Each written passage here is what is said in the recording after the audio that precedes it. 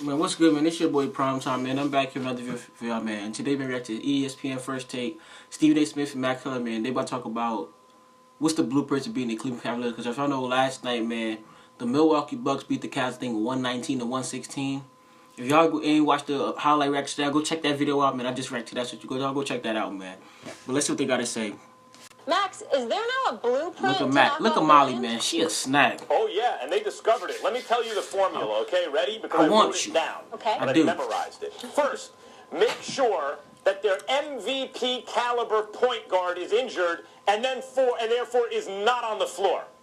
Then you have to acquire a 7-foot freak of nature with the work ethic to become one of the very best players in the world before he's 23 years old and is an all-world two-way player with a wingspan even more impressive than his height.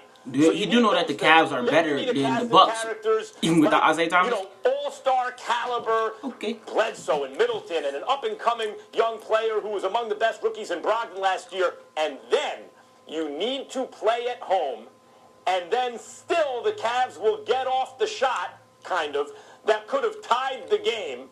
And if you do all those things, you can beat the Cavs in the East. They have, in fact, discovered the formula, Molly and Stephen A. Clever. It's really, really simple. You got to make shots from the perimeter. It's not about an interior game.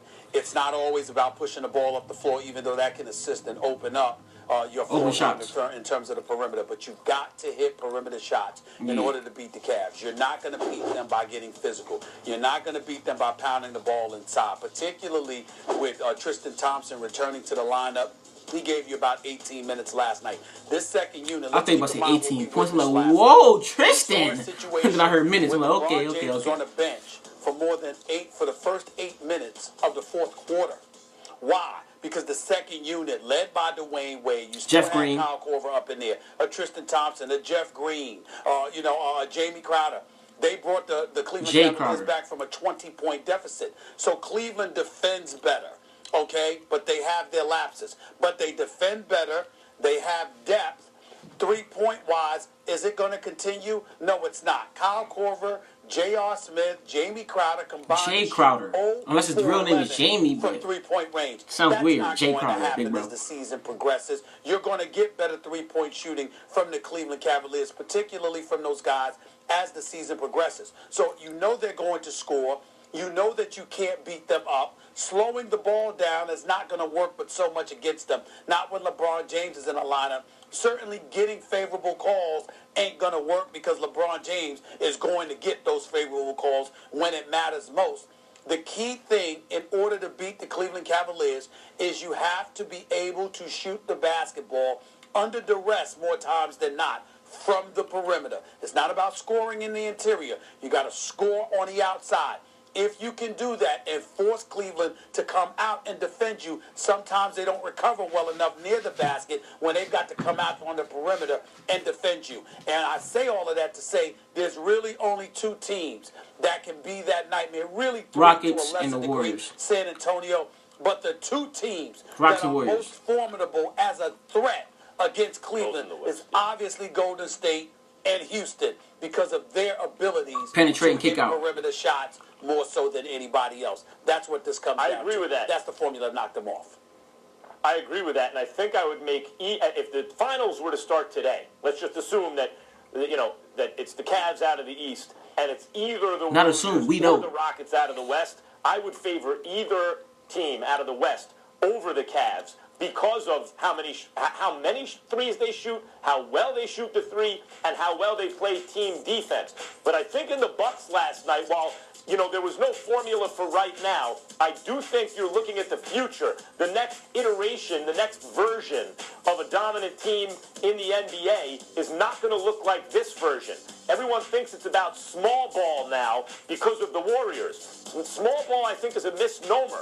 It's ball that is played it's positionless by players who have the skills of players who are generally smaller. Yeah, positionless basketball. Than there are extremely tall like Draymond. There's a larger pool to choose from. You will find more players with a diverse skill set. So guys who are not 7 feet tall, they can put the ball on the floor, they can shoot the three, all those kind of things, that works. but it would work even better with taller players. In other words, if you could find a team of players with small ball skills but who are longer, wingspans, taller, baskets up in the air, it selects out for height in the NBA and basketball generally, you'd get an even better team. And in the Bucks, even last night, we saw what that team might big look as hell. like in the future. Their team big as hell. But in the future. The Knicks are doing it too with Porzingis and Stephen A. Nikita, they're longer and bigger. And that's two players. I can name at least 5 or 6 on the Bucks. Jabari, Giannis, Middleton, Tony Snell,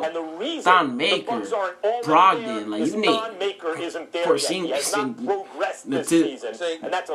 the dude, Nikhil whatever his name is. I don't know that man's name. I'm sorry. In the Bucks. That's the way the league is going to go. That's not true in terms of the Bucks, and I'll tell you why in a second. But this is why I get on you by calling you Captain Obvious. So let me get this straight. It's breaking news in the world of Max Kellerman that if you're taller but you have small ball type skills, that makes you more formidable in today's NBA. I mean, my God, it's such a shock. It's such a shock that somebody that's 6'11" or 7 feet but has guard-like skills is better for today's NBA. I mean, stop the presses. Max, that's breaking news. To stop the presses. Who the hell didn't know that? Here's the deal about Milwaukee. I will tell you this. Everyone knows that is all I'm trying to say. Of course you're right, but everybody knows that. It's like, Max, let me ask you something. When people say what 7-footer with guard skills? What 7-footer with guard skills wouldn't be better in today's NBA? Who in God's name does not know that? No, Steve Dad does have a point, though. If you're 6'5" and you're quick, but I'm 6'10", and I'm just as quick, I'm gonna be better. Or I'm just as skilled. If you're 6'5" and I'm 6'10", and I'm just as skilled as 6'5" player, I'm gonna be better. Number one, I got 5 inches on you. Number two, my wingspan is at least 7 to 10 inches longer than yours. You feel me? So yeah, I see what Stephen A's saying, but man, they're either small ball team, but it's not even called small, positionless basketball. Remember, if you didn't see my last video with the Bucks versus the Cavs, go watch the video. I said players that can switch on screens and stuff like that. You don't have to worry about, oh, I'm a small forward, but I'm guarding the center. Or I'm a small forward, I'm guarding the guard, because it's positionless basketball. You can guard a lot of different positions. You feel me? That's what the Bucks are. Middleton, he can guard 1 through 3, 1 through 4. Giannis, he can guard 1 through 5. Brogdon, he's 6'6", 6'5". He can guard 1 through 3. You feel me? Position-wise. You feel me? Jabari Parker, he can guard 1 through 4.